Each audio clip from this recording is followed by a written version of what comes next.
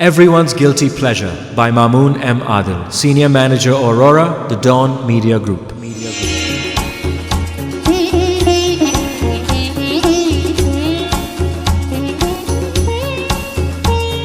In this article, published in the November-December 2011 edition of Aurora, Mamoon M. Adil profiles Mathira, who at the age of 19 became one of Pakistan's most controversial celebrities. In this excerpt, Mathira speaks about how her career took off and responds to the criticism directed at her as a result of her TV show Love Indicator on Vibe TV. Mathira, also known as the Guji Guji Goo Girl, has finally made it into the big league. After all, she has become a sensation of sorts after she got a slot on Vibe TV, where she shot to fame with Love Indicator, a program that has caused many men to either palpitate or proposition her obscenely at times. It's also triggered furore amongst some women, resulting in a few explicit, abusive phone calls on air. She has hosted 2 successive Lux Style Awards and appeared in the pages of Exposé magazine several times. The magazine gave her their Everyone's Guilty Pleasure Award in 2010. Given the media attention Love Indicator has spurred, begs the question, how does she deal with all the negative attention?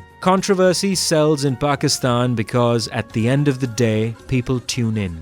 However, it does seem that there is a part of this 19-year-old child woman that gets hurt by the lurid comments she attracts. Because when I ask her how she reacted to being called the Paris Hilton of Pakistan by the LA Times, she immediately says that she was flattered. Then, after a pause, her voice softens. I was happy. I said thank you, but I've learnt to absorb everything. It doesn't really make a difference what people say. Some people will say good things, some will say bad things. Chalta hai. Mathira is far from being an airhead. In fact, what comes across is that along with being sassy, she is quite smart and seems to have her career path charted out. She plans to give Bollywood a try. When I came here, all I knew were a few lines from Mohabbatein, and then I learnt Urdu. So I'm sure I can improve my accent and do justice to a good script. Clearly, she is aware of the fact that in order to move ahead, a makeover is needed. And she's already in the midst of her transformation. What remains to be seen, though, is whether 10 years down the line, the Guji Guji Goo Girl will be remembered for talking about sex on television, or will she metamorphose herself into someone with more depth and dimension?